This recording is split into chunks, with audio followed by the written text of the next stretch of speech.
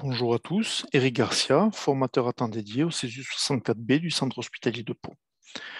Nous sommes ensemble pour parler de l'enseignement du damage control à des soignants non experts en AFGSU. Je n'ai aucun conflit d'intérêt à déclarer et la seule prise en charge dont je bénéficie est évidemment celle de l'inscription à ce congrès. La première question que nous nous sommes posée est celle de l'intérêt de parler du damage control lors des formations AFGSU. Nous avons identifié 3 bénéfices qui nous paraissaient mériter d'explorer cette voie. Le premier est de travailler sur l'inclusion et le sentiment d'appartenance des soignants non experts à une communauté hospitalière unie et synergique. Les difficultés quotidiennes, les mécompréhensions et les projections de chacun peuvent parfois amener à un clivage et à des présupposés pouvant être péjoratifs lors d'une situation de plan blanc qui nécessite la synergie de tous pour faire face à une crise majeure. Le deuxième est bien évidemment de les préparer à leur participation réelle à un plan de type damage control, en ciblant avec précision ce qui pourrait être l'attendu les concernant. Le troisième, et nous y reviendrons un peu plus loin, est de développer leur capacité de résilience face à ce type d'événements pouvant être difficiles. Nous nous sommes d'emblée heurtés à plusieurs difficultés. La technicité du sujet, évidemment, mais aussi un enseignement classique de type cognitivisme, peu adapté à une population n'ayant pas de maîtrise du sujet. Et au fait que la discipline soit trop éloignée de leur quotidien professionnel ou de leur pratique. Enfin, nous reviendrons un peu plus loin sur l'effet pervers d'un enseignement trop pressurisant qui peut induire une projection négative et angoissante, contre-productive. Alors, face à un enseignement classique peu adapté aux objectifs pédagogiques et au temps disponible, nous avons travaillé avec le même outil que nous utilisons déjà pour l'enseignement du NRBC, l'histoire de Kevin et Mathilda.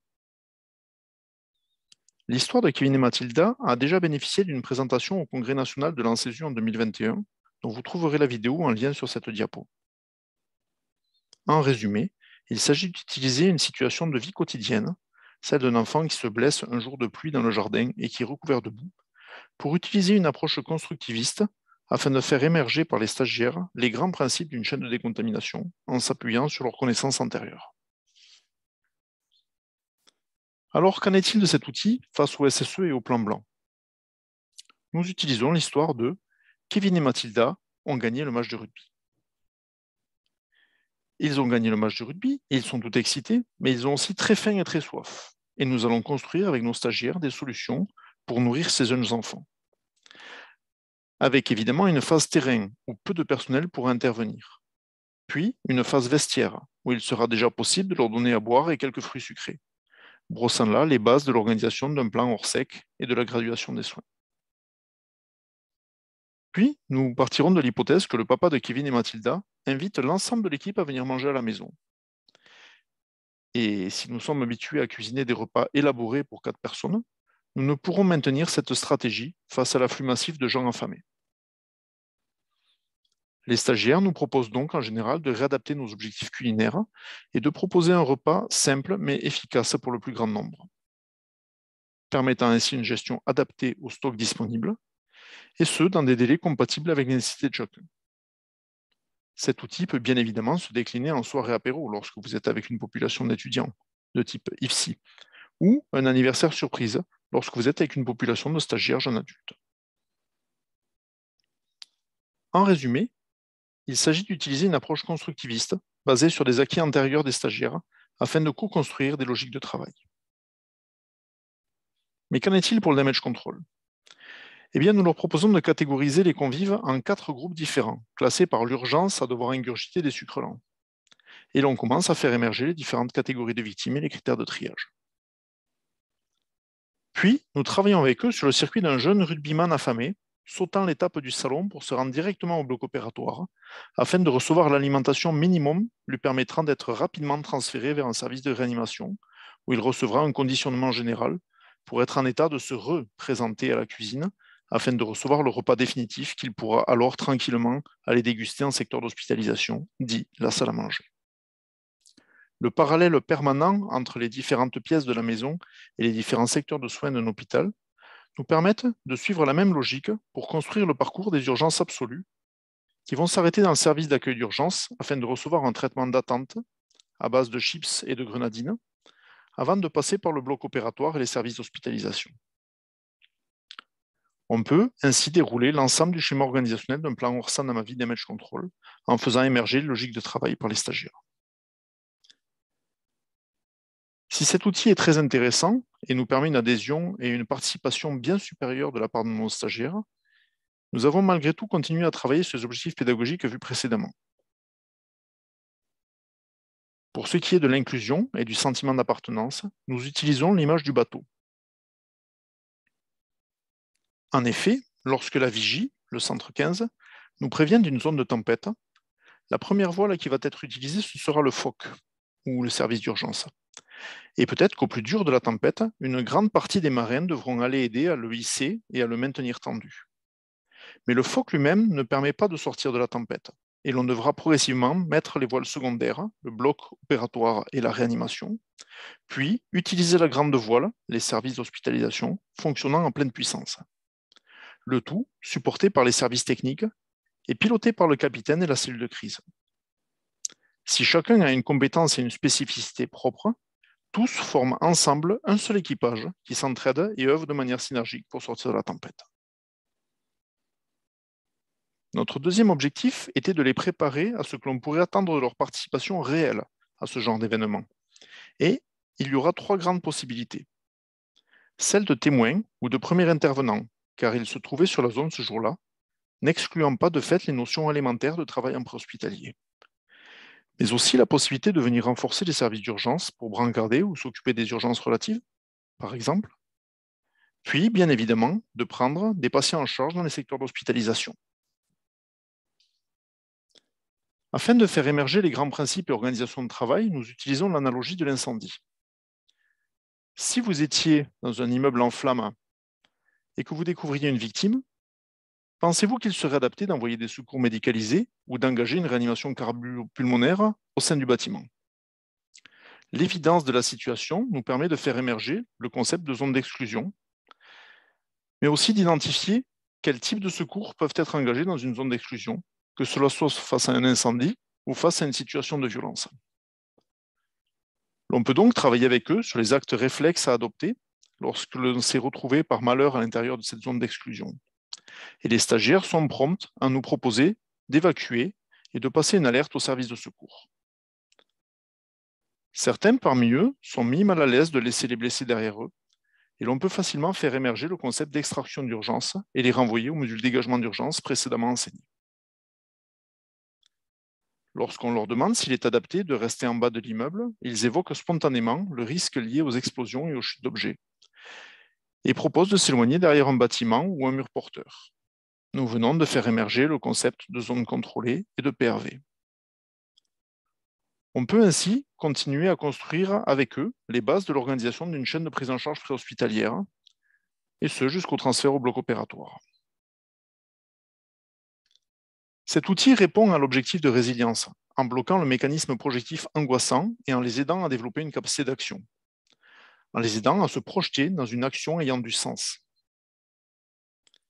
En effet, l'utilisation d'un danger persistant sans la composante violence volontaire permet de faire émerger les organisations et les conduites à tenir sans déclencher les mécanismes projectifs liés au rapport à la violence des stagiaires ou à leur conception ou opinion des revendications idéologiques supposées des terroristes, source de débats éthiques ou politiques pouvant être contre-productifs.